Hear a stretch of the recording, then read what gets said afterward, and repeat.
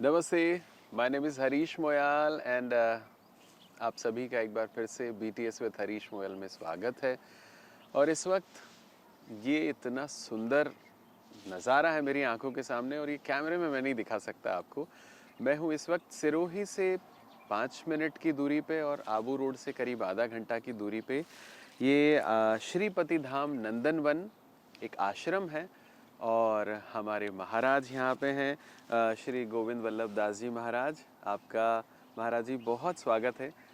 अभी तक मेरे इस शो में ना बहुत सारे मेरे कुलीग, मेरे दोस्त, संगीतकार, एक्टर्स, इन लोगों के साथ मैंने बातचीत की। तो जब आपसे मिला तो आपकी वाणी ने मुझे इतना प्रभावित किया, तो मुझे लगा कि हमारे सभी मित्रों को आपके द्वारा कुछ ऐसा संदेश जाए ताकि उनके जीवन का भी उद्धार हो। और जो यहाँ पे आपने इतना संकल्प से इतना सुंदर जगह बना रहे हैं, यहाँ पे वो लोग भी आएँ और आपके सानिध्य में कुछ, आपके संपर्क में कुछ अच्छे गुण विशेषताएं लेके जाएं। जी। तो आपका भी स्वागत है मेरे इस शो पे। और मैं कोई सवाल जवाब आपसे आज नहीं करने वाला हूँ। आपके मन में जो भी विचार हो मेरे उन मित्रों के लिए या जो लोग इस शो को देख रहे हैं, तो प्लीज़ आप अपने उन विचारों को, उन उद्गारों को आप बताइए। सबसे पहले तो आप यहाँ पर पधारे, इसके लिए आपका खूब हृदय से स्वागत और अभिनंदन। मुझे अतिशय प्रसन्नता है कि आप जैसे लोग ऐसे स्थानों पर जाएंगे और उस स्थानों का कुछ महात्म्य लेकर के उन लोगों को परोसेंगे जो अपरिचित है, उनसे अनभिज्ञ है ऐसे विचारों से। तो इसके लिए आपको हृदय से खूब खूब धन्यवाद। आपका धन्यवाद, इतना अच्छा सुंदर आपने हमें मौका दिया यहाँ वक्त बिताने का। जय हो। मेरा तो यही सभी से निवेदन है कि मानव तन दुर्लभ है और वो भी भारत की पुण्य भूमि में मिले, उससे बड़ा और कोई सौभाग्य नहीं। प्रभु ने कृपा करुणा करके मनुष्य का शरीर दिया है और वो हमारे पुरुषार्थों से मिला नहीं। कब हुक करुणा कर नर्तन देही, देत ईश बिनु हेतु से नहीं। ऐसा मनुष्य शरीर प्राप्त करने के बाद भी अगर हम जो करना चाहिए वो नहीं करेंगे और जो नहीं करना चाहिए वो करेंगे, तो फिर प्रभु दोबारा मनुष्य का शरीर देंगे नहीं। और मनुष्य शरीर प्रभु ने अपने से प्रेम करने के लिए दिया है कि हम प्रभु से प्रेम करें। और प्रभु के से प्रेम मनुष्य मात्र कर सकता है। और भगवान ने मनुष्य को 3 तरह की शक्तियाँ दी है, करने की, जानने की और मानने की। करने की शक्ति तो प्रभु ने दी है सेवा करने के लिए। आपके अंदर वेग तो है ही, कुछ न कुछ तो हम करेंगे। अगर हम कोई सेवा नहीं करेंगे तो कहीं हाथ ही चलाएंगे, कुछ न कुछ तो जरूर करेंगे। तो करने की शक्ति का सबसे बढ़िया सदुपयोग है कि सेवा कर लो, तो आपका करने का वेग मिट जाएगा। आपका करने का वेग मिट गया और किसी का भला हो गया। जानने की शक्ति है, अपने को जान लो कि मैं संसार में क्यों आया हूँ, प्रभु ने मुझे मनुष्य का शरीर क्यों दिया है और मुझे क्या करना चाहिए। अगर हम जान लेंगे तो दोबारा इस संसार में आना नहीं पड़ेगा। और मानने के लिए परमात्मा है, ईश्वर है, उनकी पूरी बनाई हुई सृष्टि है, उसको आप मान लो। करना, जानना और मानना, और इसके द्वारा मनुष्य भगवान को पा सकता है, भगवान के दिव्य प्रेम को पा सकता है। इसलिए मनुष्य जीवन का सदुपयोग करना चाहिए। हम भी इसी काम में इसलिए लगे कि प्रभु ने करने की शक्ति तो दी है। आपने पहले ही नहीं बताया कि इतना सुंदर बनाया, हम क्या कर सकते हैं। करने कराने वाले तो परमात्मा है, करने कराने वाले तो ईश्वर है, दी हुई उनकी शक्ति है। तो ऐसा कुछ कार्य करो जिससे करने का वेग मिट जाए और किसी का भला हो जाए, इसी भाव से लगे। अब आपने ये बात बोली तो एक सवाल मन में उठा जी। अभी, जैसे आपने यहाँ पे भोजन भी जो किया महाराज, वो जिस तरीके से, जिस पद्धति से भोजन बनाया जाता है, बहुत सात्विक तरीके से बनाया जाता है। जी। तो मुझे लगता है अभी हम लोग जैसे ट्रैवल में भी रहते हैं, या मेरे बहुत सारे साथी या जो लोग जो प्रोफेशनल वर्क करते हैं, जी सो सात्विक भोजन, आपने कल भी जब मेरी आपसे चर्चा हो रही थी तो आपने ये बताया था कि सात्विक भोजन एक जीवन में बहुत महत्व रखता है। जी और ये भोजन का जो सात्विक होने का कारण आप थोड़ा अगर स्पष्ट करेंगे तो हमारे सुनने वालों के भी मन में एक दृढ़ निश्चय आएगा कि भाई क्यों मैं सात्विक भोजन करना चाहिए। अरे जी, आहार से ही शरीर का निर्माण होता है। हम जो कुछ पाएंगे उसी से शरीर बनेगा। जिस प्रकार से हम एक पेड़ लगाएं और उस पौधे को हम बढ़िया अच्छे से खाद दें और अच्छे से पानी दें, अच्छे से सुरक्षा करें, तो पौधा सुंदर पनपेगा, जल्दी पनपेगा, अच्छा तैयार होगा। उसी प्रकार से हम शरीर में जो कुछ पाएंगे उसी से शरीर का निर्माण होता है। सत्व आहार शुद्धि, सत्व शुद्धि, सत्व शुद्धि ध्रुव स्मृति। हमारे मारवाड़ में ऐसा कहा जाता है कि जैसा खाए अन्न वैसा बने मन, जैसा पिए पानी वैसी बने वाणी। वाह। इसलिए आहार शुद्धि तो शरीर के लिए क्या नितांत आवश्यक है। जब तक आहार शुद्धि नहीं होगी तब तक हम सत्कार्य भी नहीं कर पाएंगे। तो आहार शुद्धि के लिए सबसे पहले कि हमारे संतों में तो ऐसी व्यवस्था हुआ करती थी पहले कि अन्न किसके घर का पाना है, और भोजन बनाने वाले के भाव भी उस भोजन के साथ में जुड़ते हैं। अच्छा। एक आप अपनी माता जी का हाथ का प्रसाद पाओ और एक होटल का प्रसाद पाओ। होटल में स्वाद हो सकता है पर जो माँ के हाथ के प्रसाद में स्वाद है वो होटल में नहीं मिलेगा। कितना ही अच्छा बना हुआ होगा, क्योंकि माँ किस भाव से बना रही, मेरा बेटा पाएगा। एक आपकी पत्नी किस प्रकार से भोजन बना रही है कि मेरे पतिदेव प्रसाद ग्रहण करें, तो भाव भी बहुत उसमें जरूरी है। और हमारे संतों में तो पहले ऐसी व्यवस्था होती थी कि कोई अनित्य से उपार्जन किए हुए धन का प्रसाद हम न पाए। अच्छा, उतना शुद्धि चाहिए। उतनी शुद्धि चाहिए। तो सबसे बढ़िया प्रसाद किनके घर का है कि किसान के घर का अन्न लाओ, शुद्ध सात्विक होगा। और पहले हमारे सभी खेतों में गौ माता का गोबर गोमूत्र आदि पड़ता था तो वो सात्विक अन्न होता था। अब सब अन्न रासायनिक खाद कीट नियंत्रक से सारा अन्न विषैला हो गया है। आज कौन है व्यक्ति ऐसा है जिनके शरीर में बीमारियां नहीं? सभी के शरीर में कोई न कोई बीमारी है। उसका कारण क्या है? अन्न की सात्विकता नहीं। अन्न की सात्विकता आएगी, हम किसान के पास में जो उपार्जन हो रहा है उन उपार्जन को हम अधिक मूल्य देके खरीदेंगे तो वो जैविक अनाज बोएगा। नहीं तो रासायनिक खाद का भी वही मूल्य मिलता है और जैविक का भी वही मूल्य मिलता है, तो किसान क्यों बोएगा जैविक? और जैविक का उपार्जन कम होता है, उसकी उपज रासायनिक का जल्दी हो जाता है। तो सात्विक अन्न प्राप्त करने का माध्यम भी यही है।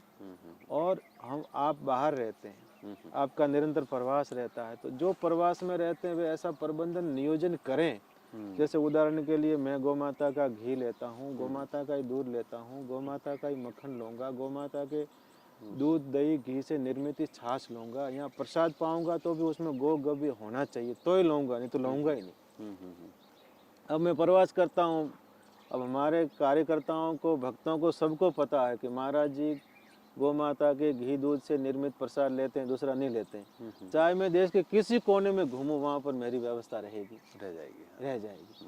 तो संकल्प में यह शक्ति है। अगर आप संकल्प कर लोगे कि मुझे सात्विक अन्न ही लेना है, मुझे गो गव्य ही लेने, दूसरे लेने ही नहीं, तो प्रभु सब व्यवस्था करते हैं। प्रारंभ में हम इस क्षेत्र में आए, यहाँ तो नए नए आए तो पता ही नहीं था लोगों को।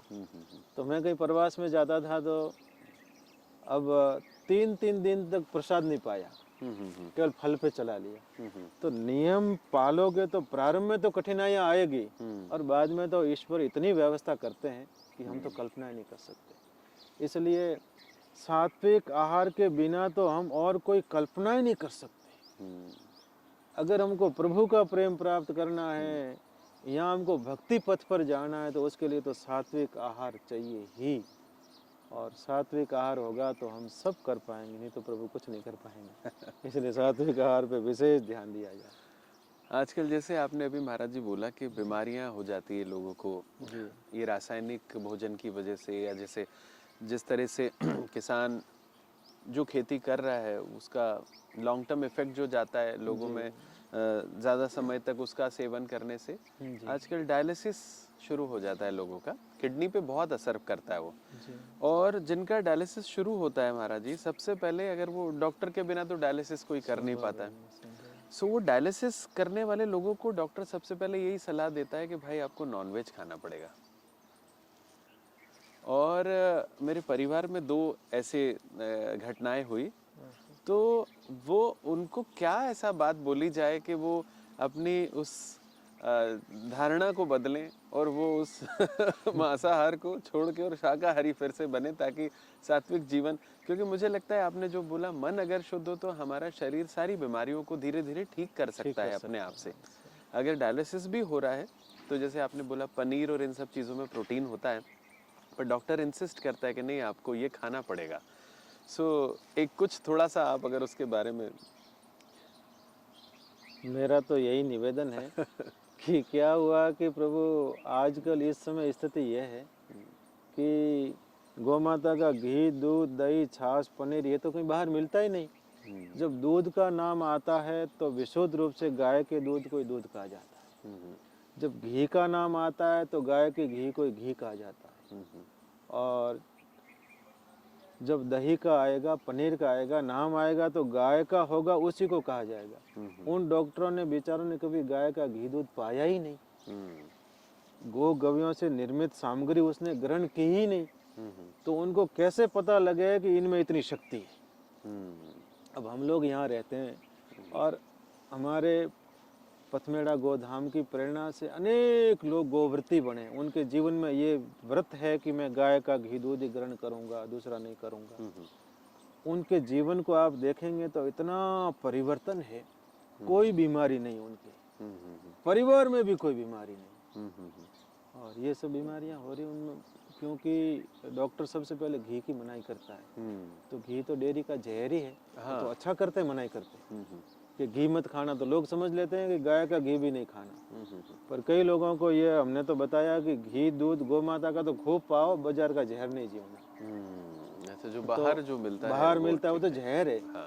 पर अगर डायलिसिस वाले को ये डॉक्टर कहते हैं कि तुमको नॉनवेज खाना पड़ेगा, मैं तो इस बात को एकदम सिरे से खारिज करता हूँ कि उन डॉक्टर साहब को भी प्रेरणा करनी चाहिए।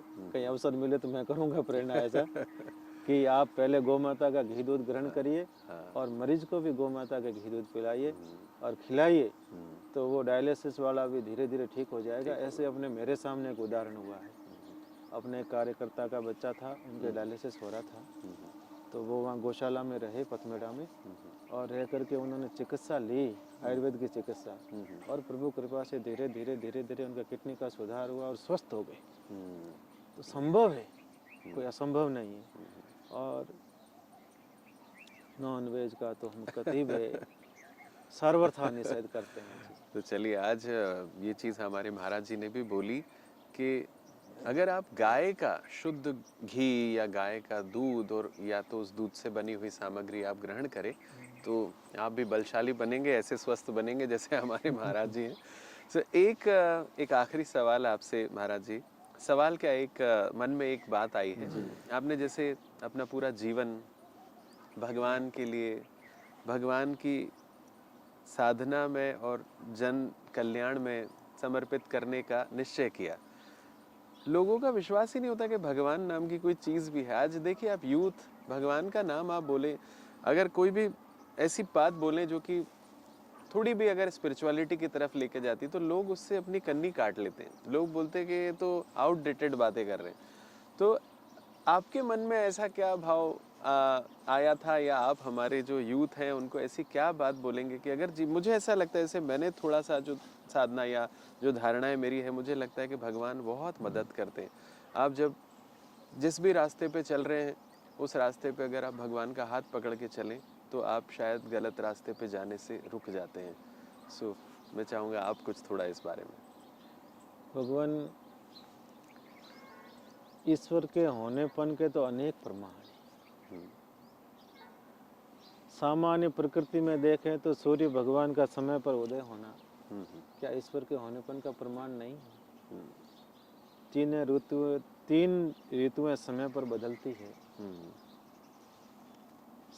किस समय सूर्य भगवान उदय होंगे, किस समय अस्त होंगे, कब धूप निकलेगी, कब बरसात आएगी, कब सर्दी आएगी, ये सभी ईश्वर के होनेपन का प्रमाण है। अपने शरीर में देख लो, हमारे प्राण को कौन चला रहा है। चाहे ईश्वर के किसी रूप को आप मान लो, ऐसा कोई जरूरी नहीं आप बंसी वाले को ही मानो, ऐसा कोई जरूरी नहीं आप धनुष वाले भगवान श्री राम को ही मानो। आपको प्रकृति के रूप में ईश्वर को आप किसी रूप में स्वीकार कर लो। एक हमारे संत थे, गीता प्रेस से एक पुस्तक निकलती है कि ईश्वर के होनेपन के प्रमाण क्या है। जीवन में हमको अनेक अनुभूतियां तो होती है, पर हम उसका कारण किसी और को मान लेते हैं। आपके जीवन में कोई घटना घटी, आपने सोच लिया कि मेरे अमुक कारण से घटी होगी, पर उसी घटनाओं को अगर हम इस भाव से देखें तो हमारे ये लगता है कि ये तो ईश्वर के होनेपन का एक प्रमाण है। उसका एक उदाहरण देता हूँ। एक महाराज जी थे, उनके साथ में कुछ भक्त चल रहे थे और रास्ते में जा रहे थे, नहर का किनारा था, पास में बड़ी नहर बह रही थी। एक व्यक्ति थे जिनके ऊपर जैसे हमने बांध रखा है, टोपी पहन रखी थी। टोपी थोड़ी गंदी हो गई, गंदी थी तो साथ में चलने वालों ने कहा कि ऐसी गंदी टोपी क्या पहनते हो। उनको लगा तो उन्होंने टोपी उतारी और नहर में फेंक दी। नहर में फेंकी तो थोड़ी देर बाद महाराज जी को पता लगा कि आपने टोपी नहर में फेंक दी। महाराज जी ने कहा, अरे भले आदमी, आपके लिए गंदी टोपी थी, किसी गरीब का तो ये मुकुट बन जाती, आपने नहर में क्यों फेंकी। तो वो आदमी टोपी लेने के लिए भागा कि महाराज जी ने कहा तो ले आता हूँ। तो टोपी धीरे धीरे नहर के इस किनारे से उस किनारे चली गई और बीच में गन्ना वाला जा रहा था बैलगाड़ी भर के। अब टोपी निकाली जा सकती नहीं नहर में से, तो उन्होंने कहा कि मुझे गन्ना दे दो। उन्होंने बड़ा सा गन्ना ले लिया, गन्ना लिया और गन्ना लेकर के वो नहर के उस तरफ गया और जाके उसने टोपी निकाली। टोपी निकाल के वो गन्ना और टोपी दोनों लेके आए। जैसे वो महानुभाव महाराज जी के पास में पहुंचे तो महाराज जी ठाका लगा के हंसे, हा हा हा हा। तो उन महानुभाव ने पूछा कि महाराज जी आप हंसे क्यों। तो कि हंसा तो इसलिए कि मैंने गन्ना देखा था और मेरे मन में गन्ना खाने की इच्छा हुई। जब बोले मैंने कोई बात नहीं मेरे गन्ना खाने की इच्छा हुई तो मैंने कहा कि अब ये गन्ना मैं कहाँ से खाऊंगा। तो उन्होंने वो बोले कि गन्ना मैंने ये इच्छा मेरी भगवान के चरणों में अर्पित कर दी। अच्छा। और भगवान ने उस इच्छा को पूरा कर दिया।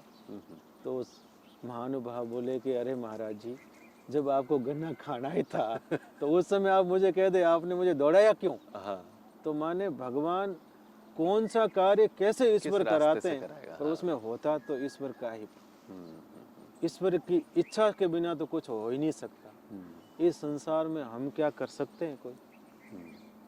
अब जितने भी इस संसार में मानव है, जन्म से लेके मृत्यु पर्यंत जितने करते करते यहाँ शरीर में जो बदलाव होता है, क्या हम इसमें कोई अपने इच्छा से इसको बदलाव को रोक सकते हैं। नहीं। हम बच्चे थे, बच्चे से किशोर हो गए, किशोर से जवान हो गए, जवान से बूढ़े हो जाएंगे, बूढ़े होकर के मर जाएंगे। तो क्या हमने इसमें कोई परिवर्तन रोक पाए। कोई परिवर्तन नहीं रोक पाए। श्वास आज हम ले रहे हैं, आज तो भाई रविवार है, छुट्टी है, श्वास नहीं लेंगे, ऐसा हम कर सकते हैं क्या। नहीं। जब नहीं कर सकते तो ये कौन चला रहा है सब। कोई ऐसी शक्ति चला रही है जो दिखती नहीं है। जैसे उनके गुलाब का फूल लगा हुआ है और कोई पुष्प लगे हुए हैं, उनकी खुशबू आती है। किसी ने खुशबू को नहीं देखा, उनका अनुभव किया जा सकता है कि सुगंध आ रही है तो जरूर पौधा लगा हुआ है, तभी तो आ रही है। हवा बहती है, हवा को आज तक हमने किसी ने देखा है पवन को कि पवन ऐसे रंग का था, ऐसे रंग का था। उनका अनुभव किया जा सकता है। जब स्पर्श होता है तो पवन बह रही है। जिस प्रकार से लाइट में करंट बहता है, आज तक किसी ने करंट को देखा है क्या। उनका अनुभव किया जा सकता है। बल्ब जल रहा है तो लाइट है, पंखा चल रहा है तो लाइट है। उसी प्रकार से ईश्वरीय शक्ति का तो केवल अनुभव किया जा सकता है। इन नेत्रों से न दिखे, जब हृदय पटल के नेत्र खुल जाएंगे तो परमात्मा जरूर दिखे। एक आखिरी बात सिर्फ छोटी सी मैं आपको कहना चाहता हूँ। ये मैंने बड़ा अनुभव किया अभी महाराज जी। आजकल यूथ जो है, ख़ास तौर से म्यूज़िक इंडस्ट्री के लोग, जी उनमें आजकल गांजा, चरस और इन सब चीज़ों की वृत्ति बहुत बढ़ रही है। जी और वो ये बोलते हैं कि ये तो शंकर भगवान भोलेनाथ का प्रसाद होता है, और बोले इसको थोड़ा सा। और मैंने तो, हम तो उज्जैन से हूँ, मैं तो कुंभ के मेले में मैंने देखा बहुत सारे साधु संत हाँ, वो सन्यासी भी सर उसका लेते हैं। चरस पीते हैं। लोग कहते हैं इसका साइड इफेक्ट नहीं है गांजा पीने का, चरस पीने का, या उसके आगे भी बढ़ जाते हैं फिर वो लोग। जी सो ये कितना सही है आखिरी में, बस इसके ऊपर। कुछ लोगों ने भगवान अपनी कामना पूर्ति के लिए उनको भगवान से जोड़ दिया। अच्छा।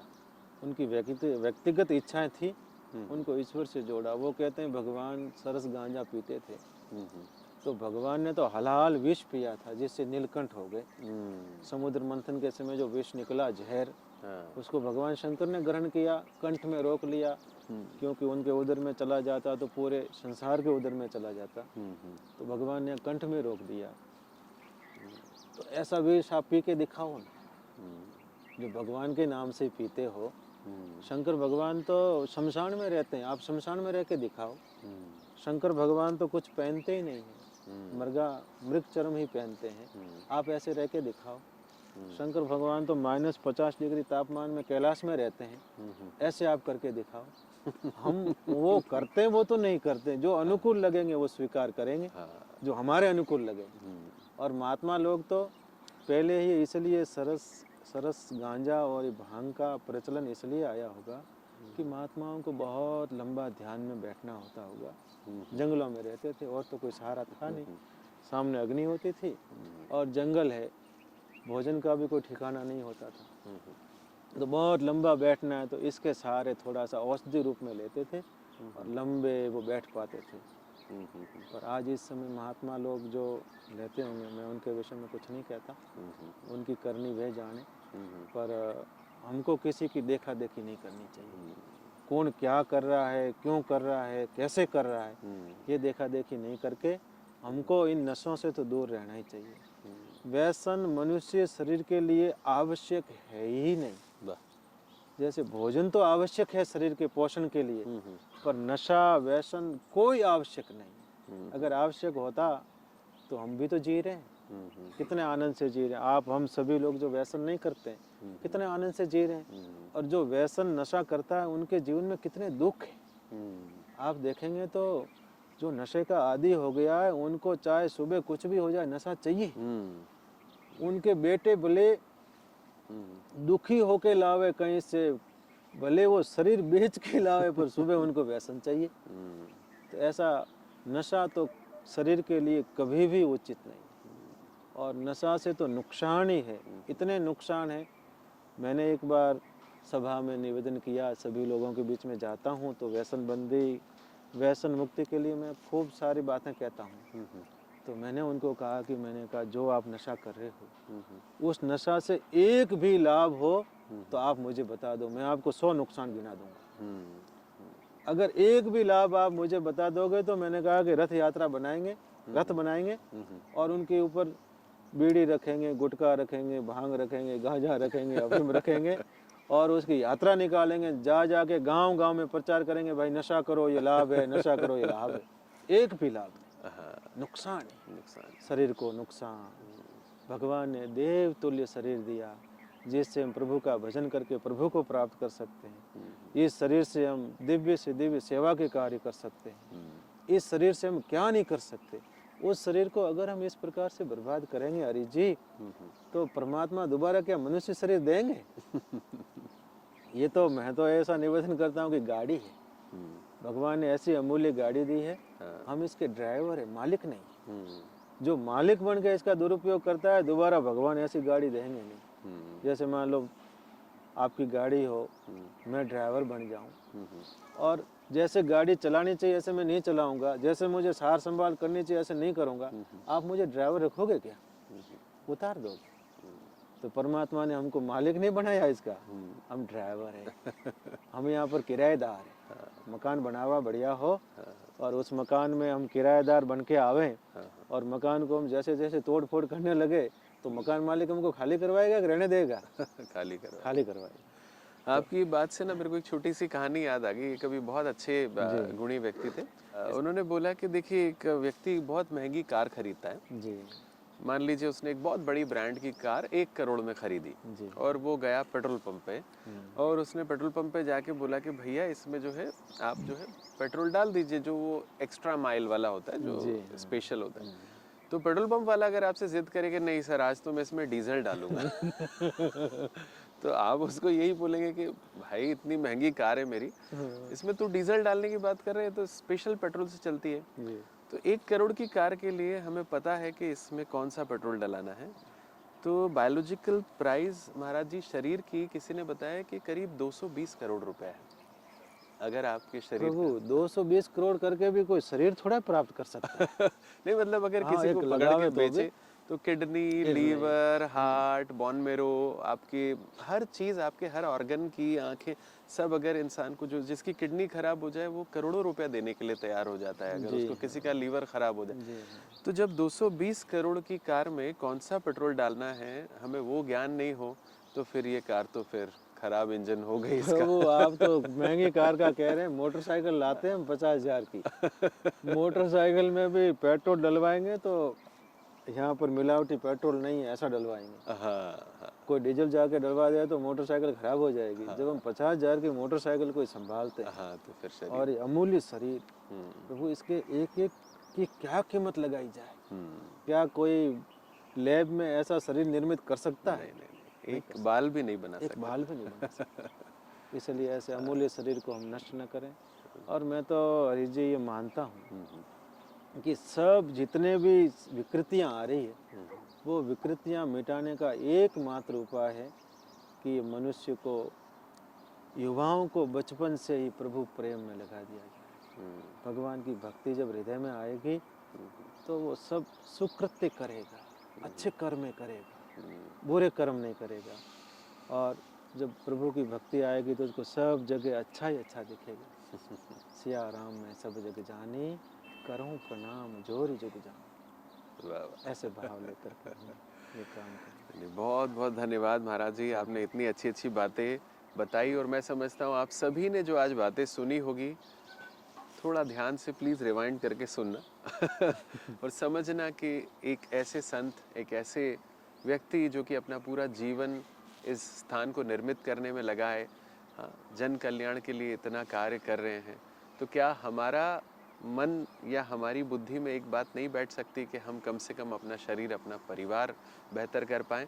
तो आप सभी से निवेदन है कि अपने इस शरीर का, अपने इस मानव तन का, अपने मन का ख्याल रखें, और कोई भी आहार, कोई भी व्यसन ऐसा ना करें जिससे आपका शरीर, आपका परिवार खराब हो। ऐसी शुभ भावनाएं, शुभकामनाएं आपके लिए। बहुत शुक्रिया। जय हो।